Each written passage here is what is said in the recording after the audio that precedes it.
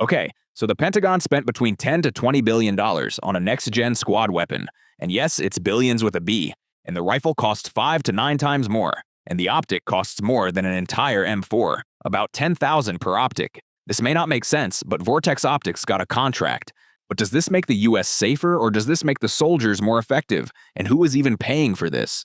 So the first money pit in the NGSW program is the new scope. So the contract ceiling is right around $2.7 billion with Vortex Optics. They're producing up to 250,000 of these fancy computer optics. The Army calls it a fire control system. It's meant to do ballistic calculations, use a laser rangefinder, and adjust for environmental and orientation data, and it is supposed to give soldiers an accurate aiming solution for targets far away. So the Army thinks this capability evolved from the lessons of recent conflicts, and the XM157 can help a soldier to be a better shooter. At least that was the intent. On paper it makes sense, but until the military fixes the recruiting and retention problem, we might as well just invest more in AI weapons. Well, at least for now, soldiers in the field rated it below average, and even worse, they are failing in some of those rifle tests, and some generals hate it. So this is the DOT and EFY 2024 annual report. That's the Department of Operational Test and Evaluation. The ocular focus rings randomly migrated, meaning they just move on their own. The brightness settings were almost invisible on a sunny day. So you're trying to use this thing in broad daylight and you can't see anything through it. Then there's severe zero migration on the lasers. Okay, your laser is supposed to stay pointed where you aimed it, but it doesn't. It drifts. And sometimes the whole thing just dies. Soldiers call it the red screen of death. The optic just turns red and stops working. $10,800 a piece, and it doesn't work properly. So now let's buy more. Let's multiply that by 111,000 rifles, and that's the Army's plan. This is from their 2025 budget document. They want to buy 111,000 of these rifles over the next decade. So just the optics alone, if they buy one for each rifle, that's $1.2 billion. Just for optics that soldiers say that they aren't fully developed correctly. The rifle costs 5 to 9 times more than what it replaces. So the Army says each XM7 costs less than $5,000. This includes the suppressor, sling, SR-25 style magazines, and a bunch of accessories. So the research estimated about $5,000 to $9,000 per unit. So let's be generous here, and let's use the Army's number of $5,000. So if a M4 costs under $1,000 and this is 5 times more, and soldiers still don't feel confident about it, at minimum, this possibly costs 9 times more, and that's $555 million using the low estimate. Compare that to $111 million if you just bought a bunch of M4s. That's $444 million extra just for the rifles. But wait, the total Sauer contract has a ceiling of $4.5 to $5 billion over 10 years. That means it covers XM7 rifles, the XM250 machine guns, ammo, and support. Sauer is making bank on this program. So now the Army is locked into one supplier for a decade, and if SIG decides to price gouge the government just like other monopolistic engineering firms, what's the Army gonna do? Switch back to the M4 after spending billions, right? No matter what company it is, they need to be held accountable. That accountability system is broken in the Department of Defense. So let's just see how broken it actually is, starting with the ammo production cost. The new ammunition costs 10 to 30 times more per round. And there is one more colossal headache that the entire NGSW program hinges on. The 80,000 psi chamber pressure out of a rifle round that the Army thinks they wanted so it can defeat advanced body armor at extended range because it can deliver higher ballistic velocity and energy for the XM250 and XM7. And that's an enormous amount of pressure when that round goes off, and that's about 30% higher than standard 5.56 and 33% higher than the 308. So SIG has came up with a new round, and the world knows it as the 6.8 by 51 millimeter, aka the 277 SIG Fury. So you may be wondering, okay, so what is the big deal with 80,000 psi? A standard brass cartridge case can't survive 80,000 psi, so Sig Sauer invented a new hybrid case. It has a brass body, a stainless steel base, an aluminum washer at the junction. It's much more complex to manufacture, and it's not refined just yet. And it costs 117% more. So now the military needs new equipment and facilities to make these things, including new tooling and new quality control processes, and the Army is investing in a new factory with Winchester's help. And that's a $35+ million contract just for ammunition facility design and development to make ammunition that costs 10 to 30 times more than what we use currently. and that will most likely to come out of your taxes, and sometimes these round breaks apart during firing based on current testing feedback. Meanwhile, there was a cheaper option, but the Army said no. Company True Velocity offered a polymer-cased ammunition design, and it's 30% lighter than what SIG has designed. It operates at 65,000 psi, way below SIG's 80,000 psi threshold. And their system could retrofit existing weapons. Think about that. You could upgrade multiple weapon systems just by changing barrels, much cheaper than buying entirely new rifles. And there's another company named Textron, and they offered cased telescoped ammunition design that is 37 to 40% lighter. And the Army testing has found 15 out of 19 soldiers prefer the Textron design over the traditional ones. The results were that they completed fire missions 1 minute 11 seconds faster, while using 30% less ammunition. Soldiers preferred it. It was faster. It used less ammunition. It was lighter. But the Army didn't pick it. Why is that? Because neither True Velocity nor Textron could match the XM7's armor penetration at 500 plus meters. That was the requirement. The requirement is that it has to defeat advanced body armor at long range. But here's the question, is that capability worth the trade-offs? Most infantry engagements happen within 300 meters. The enhanced M855A1 round already penetrates 3/8-inch mild steel at 400 meters. Ukrainian Special Forces soldiers have reported that 5.56mm black-tip M855 armor-piercing rounds easily penetrate Russian body armor. So the threat might not even be real, or it's not as serious as the Army claims. And even if Chinese body armor is better than Russian armor, you could have just mounted the XM157 optic on the existing M4, so the total cost per soldier is roughly $11,800. Compare that to almost roughly 20 grand for the full XM7 system, and you don't get the weight penalty. The Army rejected cheaper alternatives that soldiers actually liked better. Why? Because the requirement was written specifically to favor a high-pressure, armor-defeating system. And once the requirement is written, no flexibility whatsoever, and you have to pick the system that meets the requirement on paper. Okay, so the entire program is based on one assumption. Russian and Chinese forces will field level 4 body armor, and they sell them to other countries. A 2017 Senate testimony claimed adversaries have level 2 to 3 body armor that precludes our lethality regardless of range. Lieutenant General Mick Bednarek stated, "The 5.56 bullet can't defeat Russian body armor." The report of this advanced body armor was exaggerated and unsubstantiated. It's typical military acquisitions, buy a solution to a problem that doesn't exist just yet. So maybe the threat assessment isn't accurate, or maybe it's real for China but not Russia. But even if the threat is real, tungsten core armor-piercing rounds require tungsten.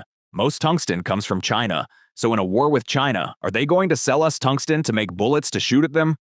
And also the US government sees this as a national security problem. But yet the US buys from China to produce weapons including rare earth materials for bigger weapon systems. And yet the Chinese continues doing business with the US while pointing guns at each other under the table. That's also a strange trade relationship, but that's beyond the scope of what we are talking about.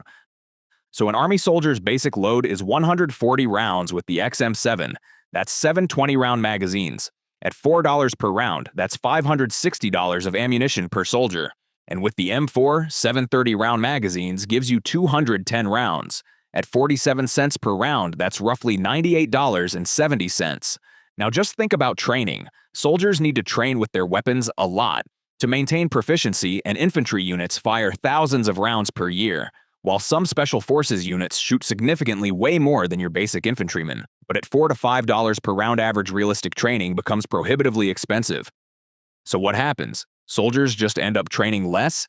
And in addition, the suppressor adoption is another money pit, and it also has some unsolved problems. Suppressor has serious overheating problems. Okay, so every XM7 comes with the new SLX suppressor. Let's just assume the government gets a discount and pays for $800 a piece. Roughly $89 million, give or take, if every rifle gets one. Sounds cool, right? Suppressed weapons in the regular infantry for the first time. So long story short, the SLX suppressor gets hot way too quick after just a few magazines. It glows so bright, it washes out soldiers' night vision goggles during low light ops. The DOT and E-report said both the XM7 and XM250 require continued work to reduce noxious off-gassing and also redesign the suppressor. So now they have to redesign the whole thing, which just means more testing and more money, okay? So if they have to change it, that costs even more money for everyone. Now, if the suppressor adds stress to the barrel, that means barrel replacement cost will be even more. It wears out way faster than SIG has claimed. Okay, so here's the problem with the barrel on this rifle. It wears out way faster than the company said it would. Now, the Army signed a contract where they pay a fixed price for these rifles, but nobody tells us exactly how much each little part actually costs. So let's just guess and say a barrel costs around $600. That's probably on the low end, but we'll use it anyway. Sauer says their barrels can last more than 10,000 rounds. They even claim some tests showed the rifle stayed accurate up to 14,000 rounds. The Army only required 5,000 rounds to test, so this seemed great, right? But here's what actually happened. When they took apart some of these XM7 rifles to look inside, they found damage in the barrels. And not just in one or two rifles. Like every single rifle that had fired more than 2,000 rounds had visible damage to the rifling inside the barrel. And get this, the damage was always in the exact same spot on every rifle, about 4 inches from the end of the barrel and right behind the gas block. Now the Army says no, that's not true. We fired over 20,000 rounds per barrel during testing and everything was fine. So who do you believe? So in August 2025, the Army removed the XM7 from independent testing. That means outside experts can't check it anymore. And around the same time, the Secretary of Defense cut the testing staff by more than half and dropped 99 different weapons programs from oversight. The XM7 was one of them. But let's talk about money because it's important. If the barrel really wears out at 2,000 rounds instead of 10,000 rounds, that's a huge problem. You'd need 5 times as many barrels during the rifle's life. So for 111,000 of these rifles, that can add up really quick. Think about it this way. These rifles use a really powerful round and they fire through a suppressor, which makes everything even hotter and harder on the barrel. Over a 20-year period, each rifle might need 20 new barrels. If each barrel costs somewhere between $900 and $1,400 to replace, you're looking at $18,000 to $28,000 per rifle just for barrels over those 20 years. And that's before you count anything else that breaks or wears out. If soldiers use the rifles even more heavily, like needing 2 new barrels per year, that total cost per rifle could easily double. So the bottom line is that the government almost always spends way more money maintaining a weapon after they buy it than they spent to build it in the first place. Usually about 70% of the total cost of owning a weapon over its whole life comes after they've already bought it. SIG announced an improved version already. September 2025, SIG Sauer announced an improved XM7 variant. AKA pay me and you get the newer stuff. It's kind of like releasing an early access software with broken features and then they promise to update it until version 1.0 release, but then they just announce a brand new software for people to buy. So what actually were the changes to the newer version? SIG has found ways to reduce the weight to 7.5 pounds with a suppressor, using a 10.5-inch barrel and lightened components, and guess how much that's going to cost? So the original design wasn't good enough. They're already making changes. That's an admission that the fielded weapon needs significant refinement. Every design change costs money. Testing the new design costs money. Retooling production lines costs money that aren't in the original contract. They come on top of the $10 to $20 billion estimate. But what happens to all the rifles already produced? Do they get retrofitted with the new lighter components? Well, that costs roughly about another 10 to 20 billion, and that's just a conservative estimate.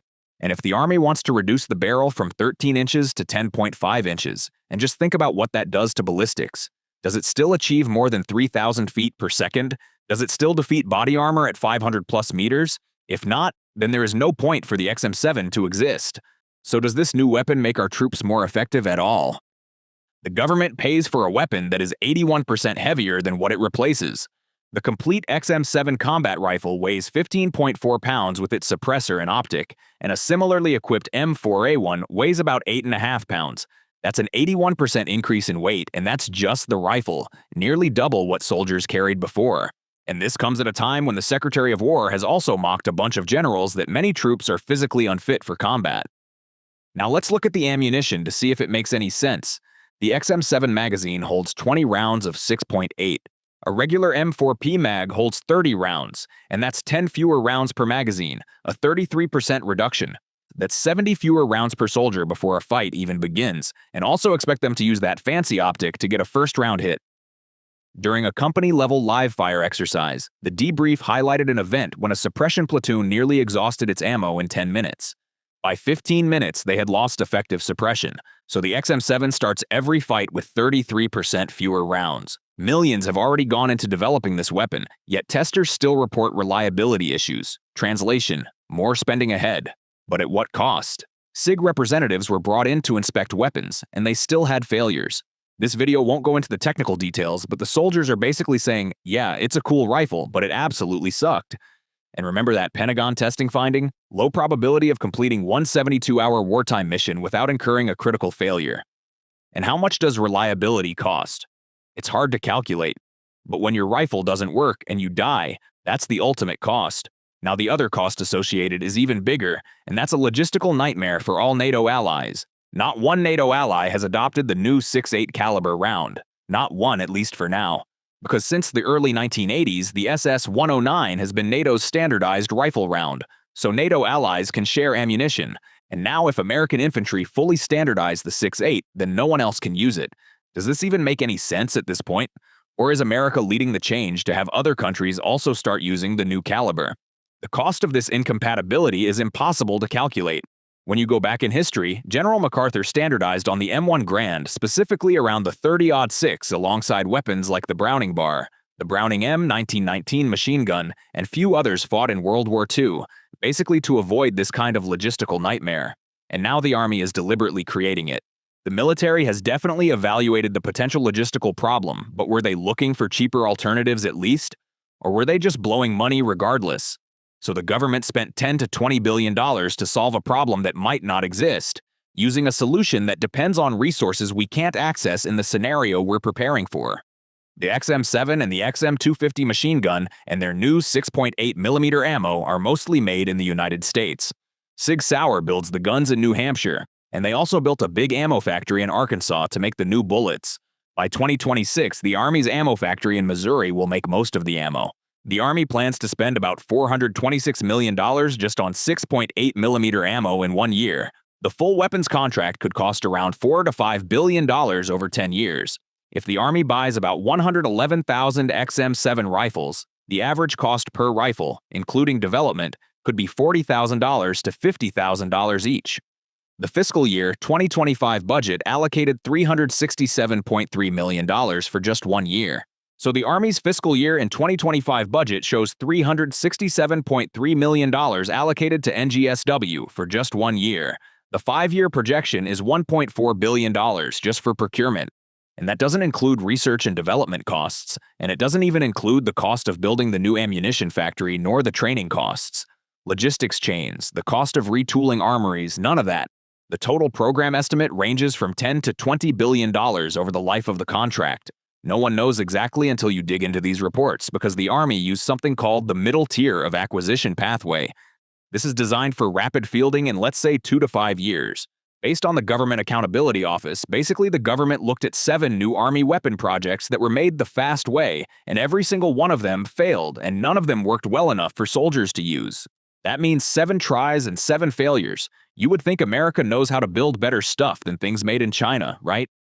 And even after seeing that, the Army still chose that same fast way to make the NGSW. Okay, so $10 to $20 billion. Let's use the midpoint, $15 billion. The US population is about 335 million. That's roughly $45 per person. Your family of 4 paid $180 for this rifle program, maybe more. And the rifle has a low probability of completing one 72-hour wartime mission without a critical failure. But it's worse than that, because this money doesn't exist. The federal government is running a deficit. The national debt is $37 trillion and climbing. So that's $15 billion borrowed money with interest.